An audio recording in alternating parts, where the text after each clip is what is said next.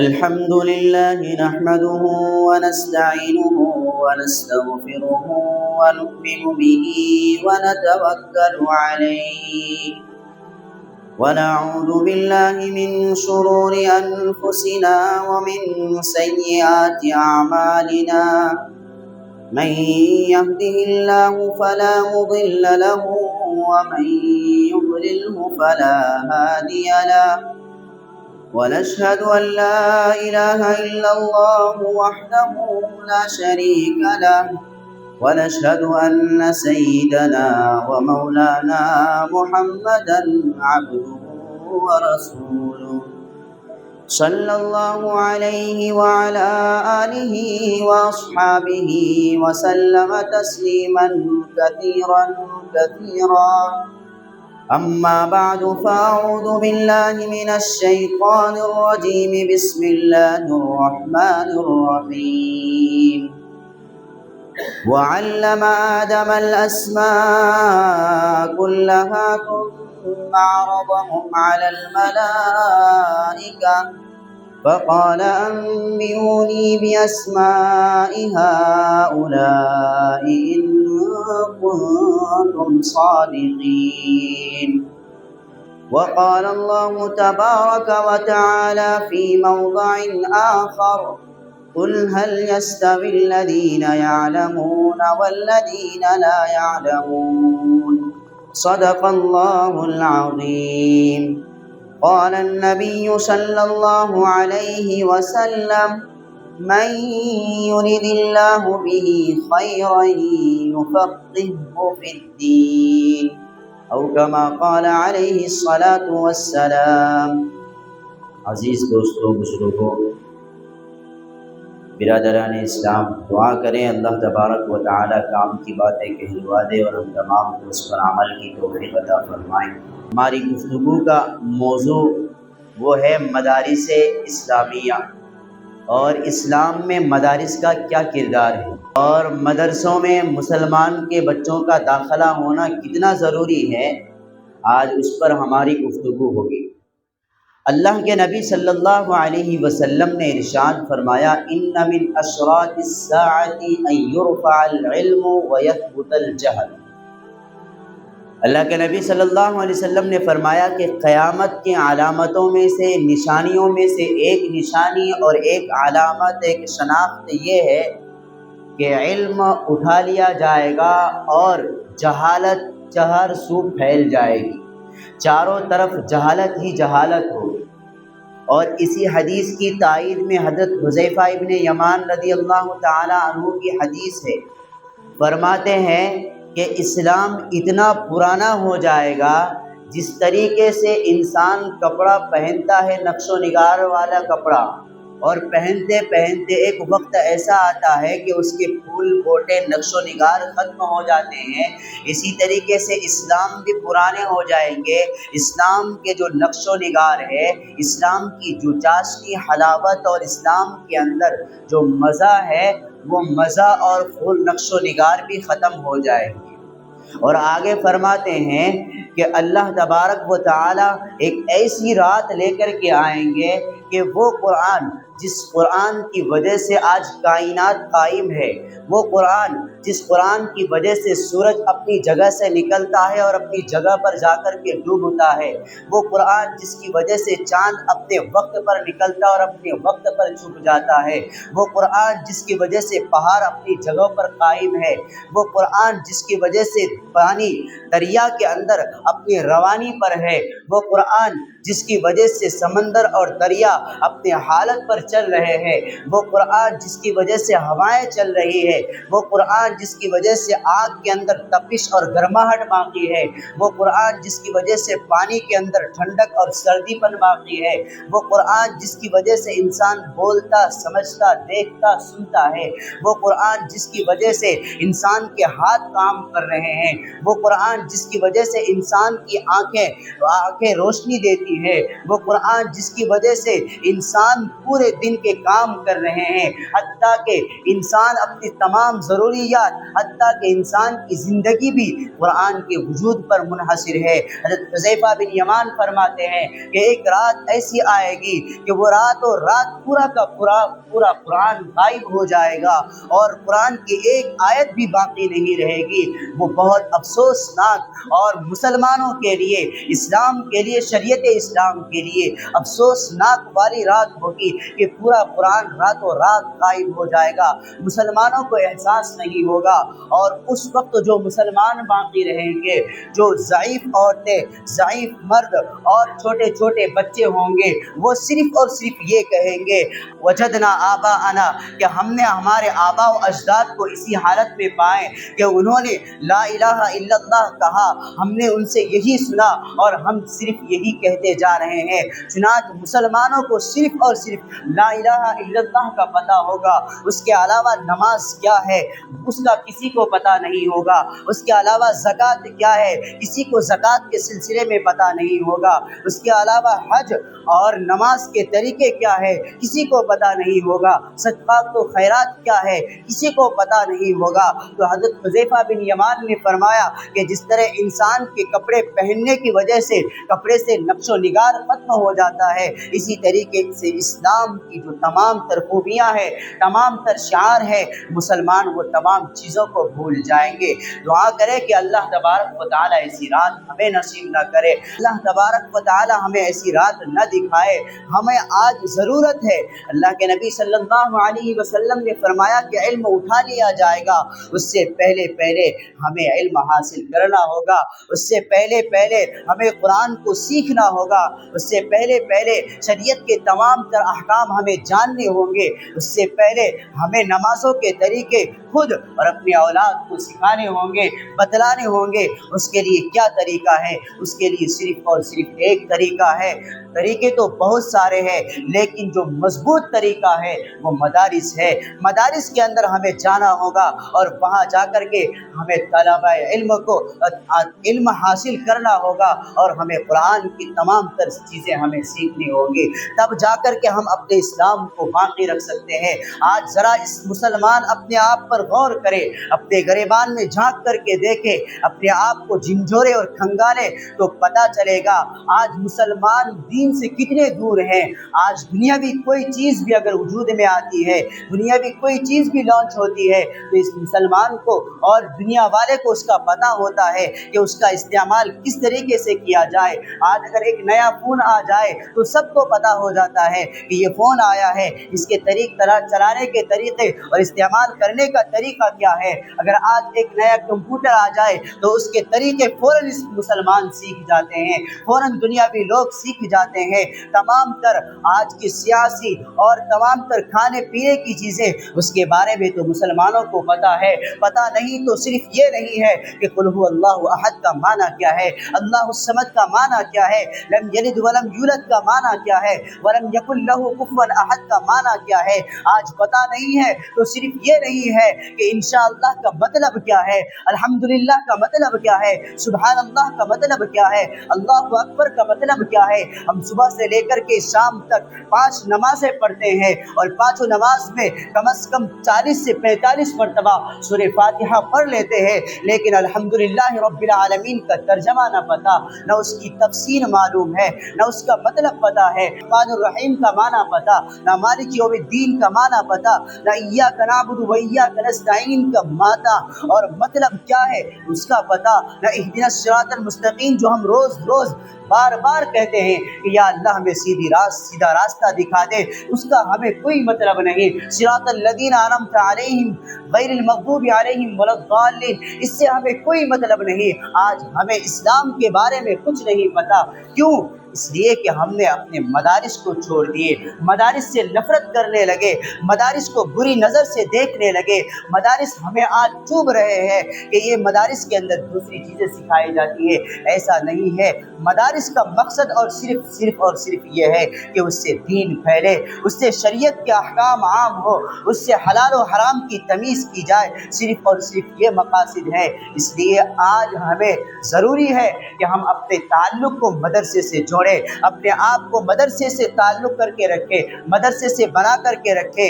یا تو ہم خود علم کے لیے تیار ہو جائے، یا پھر ہماری زندگی اب جانے کو ہے، ہماری زندگی، ہمارے عمریں اب ختم ہونے کو ہیں، آنے والی نسلوں کو ہم مدارس سے جوڑیں، مدارس کے اندر ان کو داخلہ دیں. وہاں پر آپ کو تمام تر عبادتیں اور تمام تر احکام سکھائے جائیں گے. کل قیامت کا دن ہوگا، وہاں پر پوچھا جائے گا کہ جتنی ساری ذمہ داری دی تھی. اللہ کے نبی صلی اللہ علیہ وسلم نے ارشاد فرمایا، الا کلکم راع و کلکم مسئول عن رعیتہ، کہ سنو تمام تر ذمہ دار کان کھول کر کے سن لو کہ ہر ماتحت کے سلسلے میں ہر ذمہ دار سے پوچھا جائے گا. باپ ہے، اولاد کے سلسلے میں پوچھا جائے گا کہ ہم نے تمہیں اولاد جیسی نعمتیں دی تھی، تم نے دین کا کتنا حصہ انہیں سکھایا، قرآن سکھایا یا نہیں سکھایا، حدیث سکھائی یا نہیں سکھائی، نماز کے طریقے ان کو سکھائے یا نہیں سکھائے. تمام تر سوالات ہوں گے. اس لیے ہمیں سب سے پہلے اپنے اولاد کی فکر کرنی ہوگی، اور فکر کے اندر سب سے پہلا درجہ اور سب سے پہلی جو چیز ہے وہ ایمان کی فکر ہے. ایمان کی سلامت، اور ایمان کی سلامتی علم کے بغیر نہیں ہو سکتا. انسان علم حاصل کیے بغیر کسی چیز تک نہیں پہنچ سکتا. حتیٰ کہ انسان کو اگر کسی چیز کا کہیں کا راستہ معلوم نہیں ہے تو اس کے لیے پہلے راستہ معلوم کرنا پڑے گا، پھر جا کے وہ منزل تک پہنچ سکتا ہے. اسی طرح ایمان کی دولت علم کے بغیر حاصل نہیں ہو سکتی. اگر ایمان برائے نام لا الہ الا اللہ محمد الرسول اللہ ہم سیکھ بھی لیے تو اسلام کے جتنے سارے شعبے ہیں، اسلام کی جتنی ساری نعمتیں اور جتنی خوبیاں ہیں، اس سے ہم کوسوں دور رہ جائیں گے. اس لیے ہمیں مدارس کا رخ کرنا، ہمارے بچوں کو مدارس کا رخ دکھانا بہت ضروری ہے. مدارس ہمیں کیا دیتے ہیں؟ ہمارا سوال ہوتا ہے کہ ہمیں مدارس کیا دیتے ہیں؟ ارے مدارس سے پوچھا جائے، اپنی ذات سے پوچھا جائے کہ مدارس ہمیں کیا نہیں دیتے. ہمیں مدارس سکھاتے ہیں، ہمیں مدارس کیا دیتے ہیں؟ تو ذرا سنیے. آپ کے مسجد کے امام، آپ کے مسجد کے مؤذن، آپ کے مسجد کے خطیب و مقرر، یہ کس نے دیا؟ یہ مدرسے ہی نے دیا. آپ کے جب بچے پیدا ہوتے ہیں، اس بچے کے کان میں اذان دینے والے اور اس کا بچے کے کان میں اقامت کہنے والے، اسی طریقے سے آپ کے بچے کے نام رکھنے والے، اسی طریقے سے آپ کے بچے کے عقیقے کرانے والے، آپ کے بچے کی بچپن کی حالت اور اس کی زندگی گزارنے کا طریقہ بتلانے والا، اور اسی طریقے سے جوانی کی حالت اس میں رہنمائی اور گائیڈ کرنے والا، اسی طریقے سے بڑھاپے کی زندگی اس میں رہنمائی کرنے والا، اسی طریقے سے جب انسان مر جائے اور مر جاتا ہے اس کو غسل دینا، اس کی تجہیز و تکفین کرنا، اس کی نماز جنازہ پڑھانا، یہ کون ہے؟ اسی طریقے سے انسان کل قیامت کے دن جس کی سفارش سے ہم جنت جائیں گے وہ کون ہوگا؟ یہ سارے سوالات اگر پوچھا جائے تو ایک ہی جواب آئے گا کہ یہ تمام تر چیزوں کے مہیا کرنے والی کون سی چیز ہے، وہ کون سا ادارہ ہے؟ وہ صرف اور صرف مدارس ہے. تو اس لیے ہم مدرسوں کے اندر ہمیں داخلہ لینا، اپنے بچوں کو مدرسے کے اندر داخل کروانا بہت ضروری ہے. آج اندر ہی اندر اسلام کھوکھلے ہوتے جا رہے ہیں، جن کے سروں میں ٹوپیاں ہیں، چہروں میں داڑیاں ہیں، لیکن بہت سے لوگوں کو نماز کا صحیح طریقہ پتہ نہیں. ہم نماز کے لیے آتے ہیں، نماز کا پورا طریقہ پتہ بھی نہیں، اور ہمارے اندر وہ جذبہ بھی پیدا نہیں ہوتا کہ ہم جا کر کے سیکھیں.